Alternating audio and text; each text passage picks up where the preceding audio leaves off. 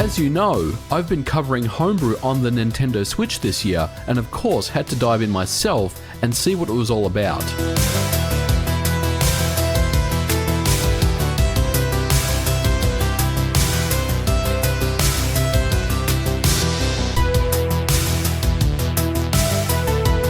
For those of you who may be new to the channel or to the Nintendo Switch homebrew scene, the Nintendo Switch was hacked with a publicly released exploit in April of 2018 with a very simple method to run homebrew. While Nintendo have circumvented the issue in newer Switch revisions, there are still millions of Switches out there that are exploitable. And the last time we covered homebrew on the channel, things were still very much in the early stages, but development was moving fast with already some good results. And the main takeaway last time was that more time was needed for developers to get more familiar with the hardware. So, in the last Nintendo Switch video that I covered, I talked about libnx. Now, libnx is the 100% legal open source library for development of homebrew. Now, the biggest roadblock that libnx had at the time was that there was no 3D graphics API or hardware acceleration that could really boost performance on a 3D space. But the good news is now that OpenGL has been recently ported to the Nintendo Switch as of about 4 weeks ago. Now this really opens up the door for things like Nintendo 64 emulation, Dreamcast, and so on and so forth. But it also provides the ability to use pixel and fragment shaders. Now if you saw the PlayStation 3 video that I did recently, it's the same approach. Emulators now have the ability to use shaders that really take the load off the graphics processing off of the CPU and onto the GPU, which means that the performance is boosted significantly even on a 2D emulator. Now the good part is that many emulators and homebrew have already been developed that utilize pixel shaders. So let's go ahead and take a look at some of the new developments in the homebrew space on the Nintendo Switch. First up is RetroArch. On October 2nd, 2018, the official port was released for the Nintendo Switch. Previously, RetroArch was known as RetroNX, but the code is stable enough now for an official release. Coming out with a massive 44 different cores to use at launch, it has its video driver switched over to OpenGL, which helps performance, especially with the PlayStation 1 emulation. The highlights for me are the Game Boy Advance, PC Engine, Sega Genesis and Sega CD, and of course the PlayStation 1 emulation.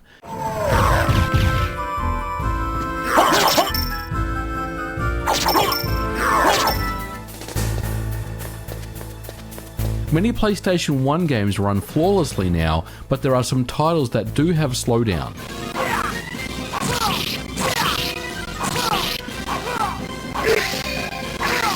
Because OpenGL is now standard on the Switch port, this means shaders are available to provide many excellent post-processing filters and such if you need them. Now, I'm a big fan of the CRT filters, but I normally just go back to the default appearance. And that's just really my personal preference. There's a lot of excellent shaders to browse through here, and you will not be disappointed. Thanks for coming, Seed. I'm Benson Cunningham, the Chief of Junker Operations. But RetroArch isn't perfect. Many cores that I expected better performance have slowdowns. For example, Sega 32X is a little disappointing, and I expected somewhat better 3DO emulation too. But overall, if there's one emulator that can single-handedly make you forget about a virtual console on the Switch, it's RetroArch, a damn fine effort which will only improve over time.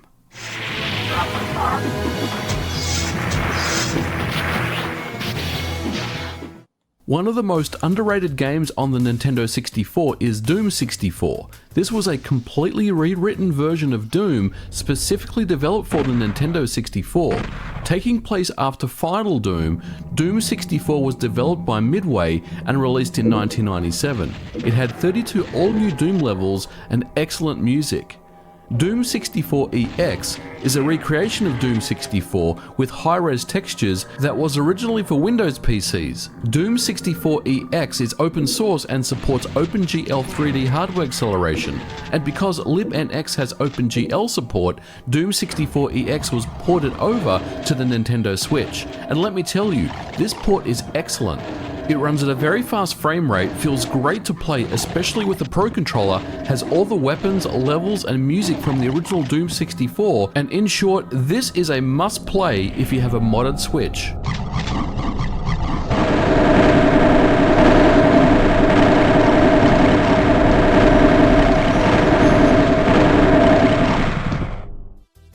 And speaking of Doom, Doom 3 has been ported to the Nintendo Switch. Doom 3 was originally released in 2004 on the PC as much more of a survival horror game with more story concepts than the first two games. It runs on the id Tech 4 engine, which at the time was revolutionary with its unique lighting and shadow effects. It was a benchmark for many graphics cards of the era. The Doom 3 source code was released in 2011.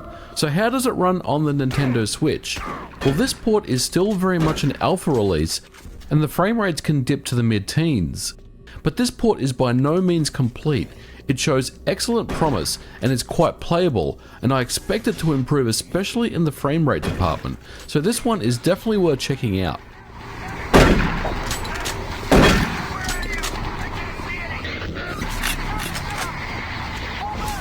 Staying with id Software for the moment, we have more OpenGL ports. First up, we have Quake.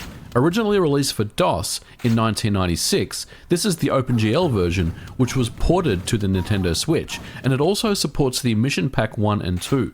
Quake runs on just about every single device out there, but this Switch port runs as smooth as butter and supports widescreen mode. Next up is Quake 2, originally released in 1997. This is also a native OpenGL port of the game, which looks and plays fantastic. Getting the control scheme down on Quake 2 with a controller is tricky, and the developer who ported this absolutely nailed it. Quake 2 is great fun to go back and revisit on the Nintendo Switch.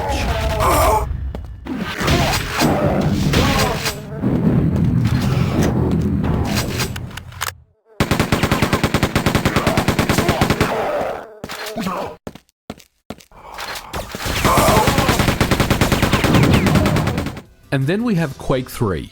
Based on the IO Quake 3 port, this one is impressive. It runs at great frame rates, has a very natural control scheme, especially on a Pro Controller, and even supports multiplayer. Be warned, however, this is an early port and it's prone to some crashes here and there, but like Doom 3, I expect this one to improve in the near future.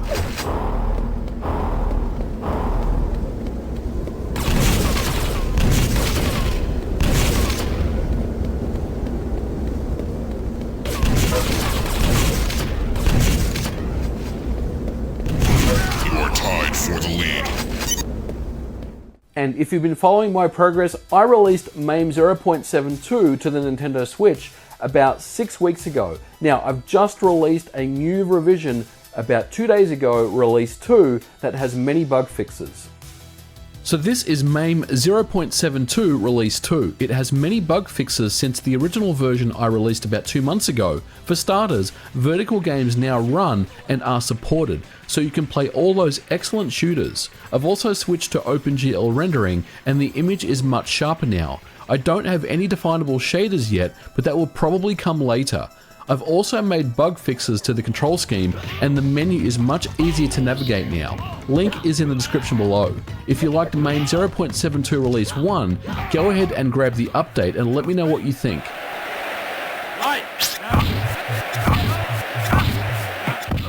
Now, undoubtedly, the big question on everyone's mind is, now that we have OpenGL support, where is the Nintendo 64 emulator? And I'm happy to report that Glide 64 is available for the Nintendo Switch, and it looks fantastic. Unfortunately at this time, however, this emulator is more of a proof of concept. The frame rate does suffer considerably, and the reason for this is simple. You see, now that we have 3D acceleration, in order to maintain fast frame rates, a Nintendo 64 emulator really needs a dynamic recompiler. And right now, Glide 64 for the Nintendo Switch is running under interpreted mode, which is still quite impressive for what it is. Currently, there is a bounty for over $1,000 for someone to develop a dynamic recompiler for this emulator, which I expect to see a developer take that bounty and complete the dynamic recompiler for the Nintendo Switch. And just in case anyone was curious, I'm not the one involved in the dynamic recompiler for the Nintendo Switch. But this is truly the last missing piece of the puzzle, and once the Dynamic Recompiler is complete and available, I expect to see a very high performing Nintendo 64 emulator running on the Nintendo Switch. So, in conclusion, the homebrew scene on the Nintendo Switch continues to gain momentum, and now, with 3D OpenGL support, expect to see more ports come to the system, including things like Half-Life, Jedi Knight 2, and on the emulator side, Nintendo 64 Dreamcast, and possibly Dolphin ports are all achievable. And for everything that I demonstrated in this video, I will have links in the description below if you wanted to try them out for yourself. And if you are still on the fence about diving into the homebrew scene on the Nintendo Switch, go ahead and check it out. I think you will be impressed. Over the last 6 weeks or so, we've seen some amazing advancements in homebrew for the Nintendo Switch. RetroArch is available. We've seen ports like Doom 64, Doom 3, Quake 3. There's some awesome experiences that you can use on the Nintendo Switch today if you have the ability to run homebrew. So check it out if you are interested in it. And guys, I'm going to leave it at that for this video. As always, let me know what you thought about it in the comments below. Don't forget to like and subscribe, and I'll catch you guys in the next video. Bye for now.